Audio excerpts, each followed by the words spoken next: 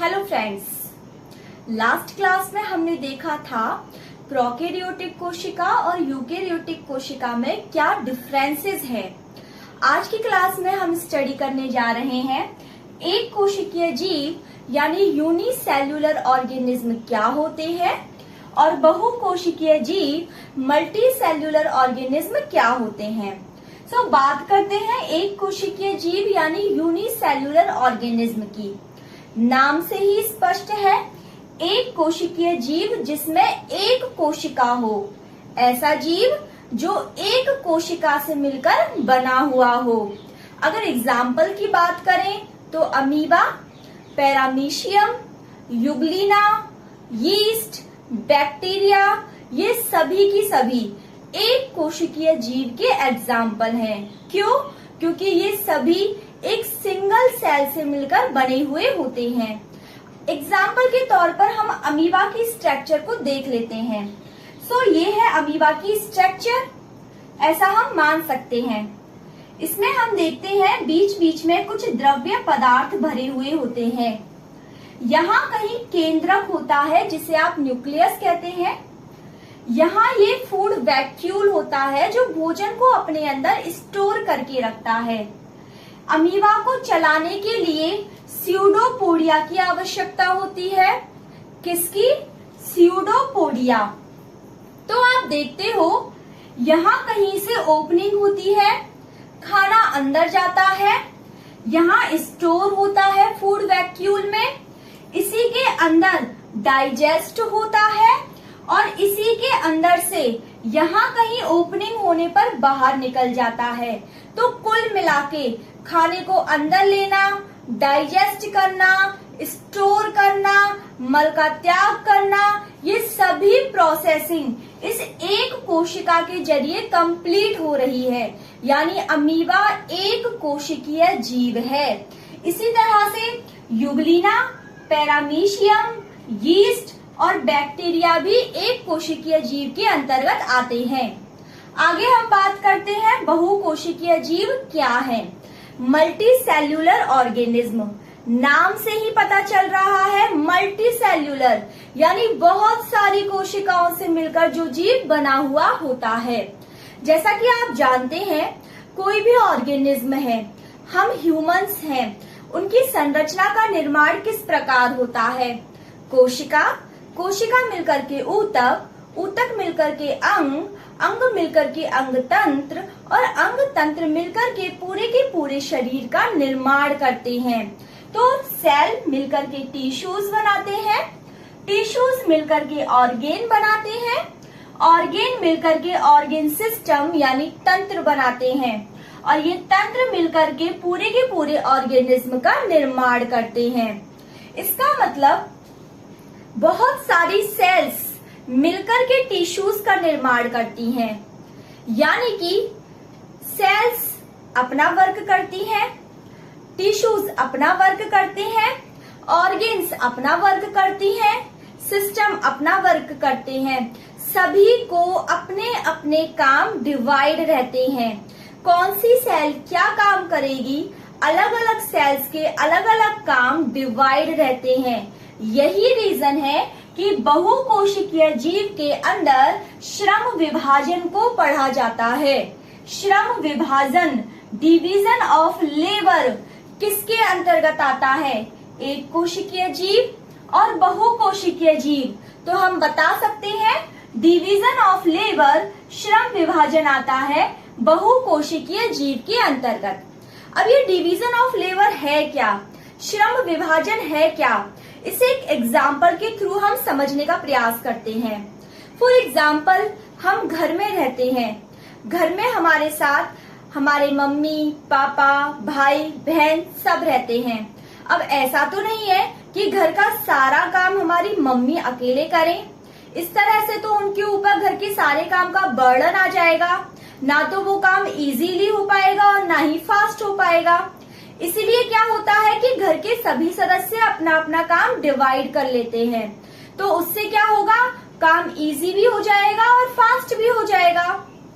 उसी प्रकार बहुकोशिकीय जीव के अंदर क्या होता है कि सभी सेल्स, ऑर्गेन्स टिश्यूज, सिस्टम्स अपने अपने काम को डिवाइड कर लेते हैं और डिवीजन के आधार पर ये जितनी भी प्रोसेसिंग है वो कंप्लीट होने में बहुत ज्यादा देरी हमें नहीं लगती, यानी कि बहुत इजी तरीके से और फास्ट तरीके से सारी प्रक्रियाएं कंप्लीट हो जाती हैं। तो श्रम विभाजन, डिवीजन ऑफ लेबर क्या है, आई होप आपको समझ में आ गया है। अपने अपने कामों का डिवाइड कर लेना और उनको अच्छे से कंप्लीट करना, यही क्या है, श्रम विभाजन, डिवीजन ऑफ लेबर है। सो आई होप एक कोशिकीय जीव और बहुकोशिकीय जीव क्या है ये आपको समझ में आ गया है। एक बार रिवाइज कर लेते हैं। एक कोशिकीय जीव क्या है? ऐसे जीव जो एकल कोशिका से मिलकर बने हुए होते हैं। जीवों की संरचना और कार्य, यानी जीवों की जैसी भी स्ट्रक्चर होती है, जो भी फंक्शंस होते हैं, वो सभी इस एकल कोशिका, एक सिंगल सेल के जरिए ही कंप्लीट होते हैं। इसके एग्जाम्पल है amoeba, Euglena, paramecium, yeast, bacteria. Structure देखी थी हमने अमीबा की कुछ इस तरीके से, जिसमें हमने देखा था बीच बीच में द्रव्य पदार्थ भरे हुए होते हैं। यहाँ कहीं न्यूक्लियस यानी केंद्रक होता है। ये हमारा फूड वैक्यूल है जो भोजन को अपने अंदर स्टोर करके रखता है। अमीबा को चलाने के लिए हमें स्यूडोपोडिया की आवश्यकता पड़ती है। यहाँ कहीं से ओपनिंग होती है, खाना अंदर जाता है, स्टोर होता है, डाइजेस्ट होता है और यहीं से मल त्याग भी हो जाता है। यानी सारी की सारी प्रोसेस इस एक सेल के अंदर कंप्लीट हो रही है, इसलिए अमीबा कैसा है, एक कोशिकीय जीव कहलाता है। आगे बात करते हैं बहुकोशिकीय जीव की। तो हम देखते हैं बहुकोशिकीय यानी जिसमें बहुत सारी सेल्स होती हैं। तो इसमें सेल्स मिलकर के टिश्यू, टिश्यू मिलकर के ऑर्गेन, ऑर्गेन मिलकर के सिस्टम, ऑर्गेन सिस्टम, और ये मिलकर के एक पूरे के पूरे ऑर्गेनिज्म का निर्माण करते हैं। इसके बाद हम देखते हैं कि बहुकोशिकीय जीव के अंदर श्रम विभाजन, डिवीजन ऑफ लेबर की प्रोसेस होती है। डिवीजन ऑफ लेबर हमने क्यों कहा? क्योंकि सभी सेल्स अपना अपना काम डिवाइड कर लेती हैं। आगे हम देखेंगे सेल थ्योरी, कोशिका सिद्धांत क्या है। तो कोशिका सिद्धांत को डिस्कस करने से पहले हम जान लेते हैं कि कोशिका सिद्धांत को देने वाले कौन थे। तो हम सभी जानते हैं स्लेडेन और श्वान, जिन्होंने 1838-39 में इस थ्योरी को दिया। आइए देखते हैं कोशिका सिद्धांत को देने वाले कौन थे। तो मैथियास स्लेडेन। कौन? मैथियास स्लेडेन, जिन्होंने 1838 में इस सिद्धांत को दिया था। और इन्हीं के साथ जेडोर श्वान। कौन? जेडोर श्वान है, जिन्होंने 1839 में इस थ्योरी को दिया है। यानी स्लेडेन और श्वान ने 1838-39 में कोशिका सिद्धांत को प्रस्तुत किया। आई होप यहाँ तक आप सभी को क्लियर है। सो लास्ट क्लास में हम बात कर रहे थे कोशिका सिद्धांत, सेल थ्योरी के बारे में। तो हम देख चुके थे कि सेल थ्योरी देने वाले कौन थे, स्लाइडेन और श्वान। और इन्होंने सेल थ्योरी कब दी थी? 1838 और 39 में। सो देखते हैं स्लाइडेन, जिन्होंने पादपों पर अध्ययन किया। क्यों? क्योंकि स्लाइडेन एक पादप वैज्ञानिक थे। तो इन्होंने पाया कि पादप जो होते हैं वो कोशिकाओं से मिलकर बने हुए होते हैं और उन्होंने ये अध्ययन किया 1838 में। जबकि जो श्वान थे वो जंतु वैज्ञानिक थे, तो उन्होंने जो अध्ययन किया वो जंतुओं पर किया। और कब किया था? 1839 में। सो हमसे पूछा जा सकता है पादपों पर अध्ययन करने वाले कौन थे? स्लाइडेन। और जंतुओं पर अध्ययन करने वाले कौन थे? श्वान। और कब किया? 1838 और 39 में। सो अब नेक्स्ट बात आती है रूडोल्फ विर्चोव की। किसकी? रूडोल्फ विर्चोव। एक हमने पढ़ा है नियम ओमनी सेल्यूला ई सेल्यूला। ओमनी सेल्यूला ई सेल्यूला क्या है और ये किसने दिया? नई कोशिकाओं का निर्माण पूर्ववर्ती कोशिका के विभाजन से होता है। फॉर एग्जाम्पल, पहले ये कोई एक कोशिका थी जो बाद में दो अलग अलग कोशिकाओं में डिवाइड हो गई, यानी ये जो नई कोशिका है इसका निर्माण इस पूर्ववर्ती कोशिका के विभाजन से हुआ है। तो इसी सिद्धांत को हम कहते हैं ओमनी सेल्यूला ई सेल्यूला, और इसे देने वाले कौन थे?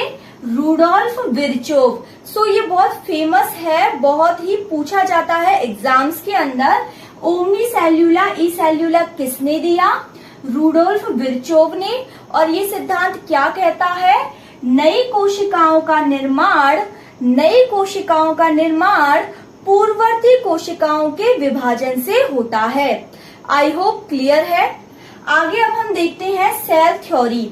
वैसे तो अगर आपसे पूछा जाए कि सेल थ्योरी देने वाले कौन थे, तो हमें एग्जाम में स्लाइडेन और श्वान को ही आगे रखना है, बट लेटेस्ट अपडेट के अकॉर्डिंग बता देते हैं कि नेगेली और विर्चोव का नाम भी इसमें शामिल है।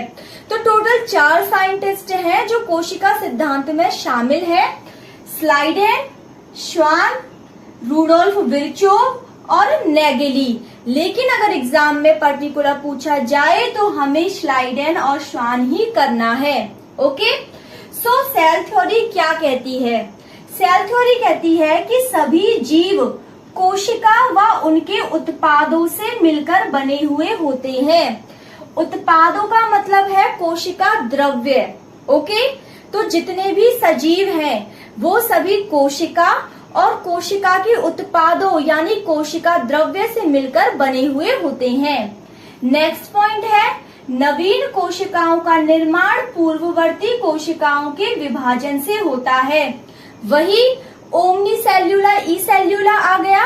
ओमनी सेल्यूला ई सेल्यूला क्या कहता है कि नवीन कोशिकाओं का निर्माण पूर्ववर्ती कोशिकाओं के विभाजन से होता है।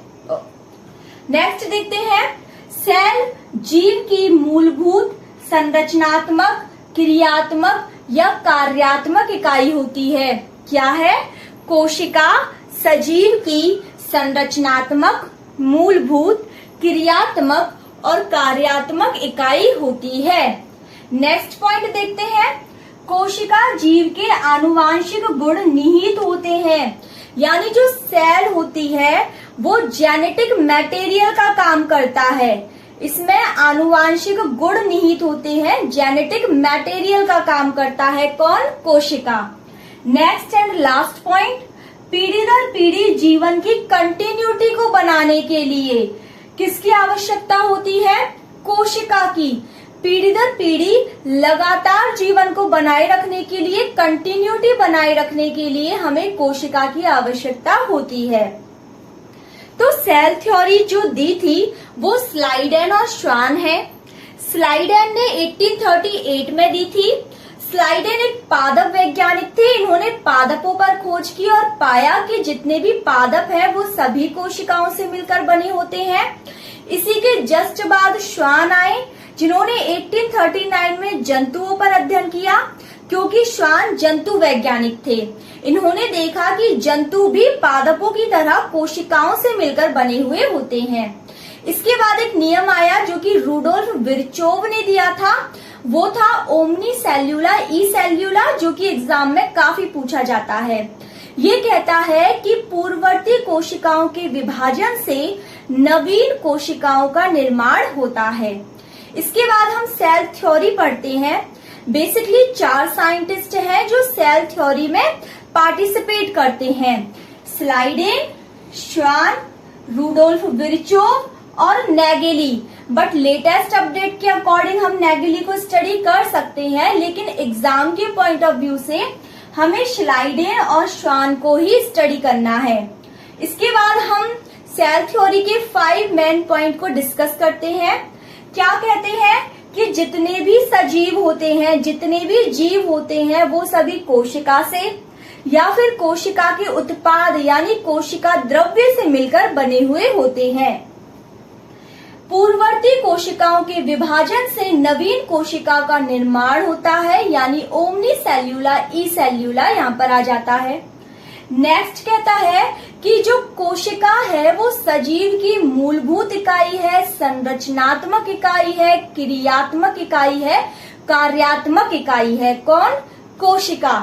नेक्स्ट पॉइंट में हम देखते हैं कि जो कोशिका है वो जेनेटिक मटेरियल का काम करता है। कोशिका के अंदर जितने भी आनुवांशिक गुण हैं वो सभी उसके अंदर निहित होते हैं। नेक्स्ट एंड लास्ट पॉइंट क्या कहता है कि पीढ़ी दर पीढ़ी जीवन की लाइफ साइकिल को बनाए रखने के लिए, कंटिन्यूटी को बनाए रखने के लिए, इसके संचालन के लिए कौन हेल्प करती है? कोशिका। सो ये 5 पॉइंट है जो कोशिका सिद्धांत सेल थ्योरी को डिस्क्राइब कर रही हैं। आई होप आप सभी को सेल थ्योरी क्या है समझ में आ गया है। आगे हम सेल थ्योरी के अपवाद क्या है इसके बारे में जानेंगे। तो कोशिका सिद्धांत क्या है ये अभी हमने लास्ट स्लाइड में ही डिस्कस किया है। अब हम आगे कोशिका सिद्धांत सेल थ्योरी को कंटिन्यू करते हुए इसके एक्सेप्शंस क्या है, अपवाद क्या है, उनको डिस्कस करेंगे। सो सेल थ्योरी का जो मेन एक्सेप्शन है, मुख्य अपवाद है, वो है विषाणु, वायरस। कैसे? आइए जानते हैं। विषाणु, स्वतंत्र विभाजन की क्षमता अनुपस्थित। विषाणु के अंदर स्वतंत्र विभाजन की क्षमता अनुपस्थित होती है। इसकी कोशिकाएं स्वतंत्र रूप से विभाजित नहीं हो सकती। इसे विभाजन के लिए दूसरी कोशिकाओं पर निर्भर होना पड़ता है। विषाणु को विभाजित होने के लिए अन्य कोशिकाओं की आवश्यकता होती है। जैसे विषाणु किसी और के शरीर में प्रवेश करता है जिसे परपोषी कहते हैं, वहां से इसका विकास होना प्रारंभ होता है, इसकी कोशिकाओं में डिवीजन होना शुरू होता है। यानी जो विषाणु है उसको दूसरी कोशिकाओं की आवश्यकता होती है विभाजित होने के लिए। यह स्वतंत्र रूप से विभाजित नहीं हो सकता। प्लाज्मा झिल्ली, कोशिका द्रव्य, एंजाइम्स, कोशिकीय अवयव, ये सभी विषाणु में अनुपस्थित होते हैं। जबकि सेल थ्योरी में हमने पढ़ा था कि जो सजीव होता है वो या तो कोशिका या फिर कोशिका द्रव्य से मिलकर बना होता है, लेकिन विषाणु के अंदर ये सभी चीजें अनुपस्थित होती है, इसलिए यह सेल थ्योरी का पालन नहीं करता। प्लाज्मा झिल्ली, कोशिका द्रव्य, एंजाइम, कोशिकीय अवयव, ये सभी इसके अंदर अनुपस्थित होते हैं। अब देखते हैं न्यूक्लिक एसिड। बेसिकली जो सजीव होते हैं, जो सेल थ्योरी का पालन करते हैं, उनमें डीएनए और RNA, deoxyribose nucleic acid and ribose nucleic acid, दोनों तरह के न्यूक्लिक एसिड प्रेजेंट होते हैं। लेकिन विषाणु की बात करें तो इसमें या तो डीएनए होगा या आरएनए होगा, दोनों में से केवल एक ही न्यूक्लिक एसिड प्रेजेंट होता है। ओके, सो एक्सेप्शन क्या है हमारा सेल थ्योरी का? विषाणु। कैसे? क्योंकि विषाणु को विभाजित होने के लिए अन्य कोशिकाओं की आवश्यकता होती है, यह स्वतंत्र रूप से विभाजित नहीं हो सकता। जैसा कि सेल थ्योरी कहती है कि सजीव कोशिका और कोशिका द्रव्य से मिलकर बना होता है, लेकिन विषाणु जस्ट इसका अपोजिट है। इसके अंदर प्लाज्मा झिल्ली, कोशिका द्रव्य, एंजाइम्स, कोशिकीय अवयव, ये सभी के सभी अनुपस्थित होते हैं, एब्सेंट होते हैं। एंड लास्ट एंड फाइनल कि इसके अंदर न्यूक्लिक एसिड या तो डीएनए होगा या आरएनए होगा, दोनों में से केवल एक होगा। जबकि जो सेल थ्योरी का पालन करते हैं उनमें डीएनए और आरएनए दोनों तरह के न्यूक्लिक एसिड प्रेजेंट होते हैं। आई होप आपको सेल थ्योरी कंप्लीटली क्लियर है। Thank you.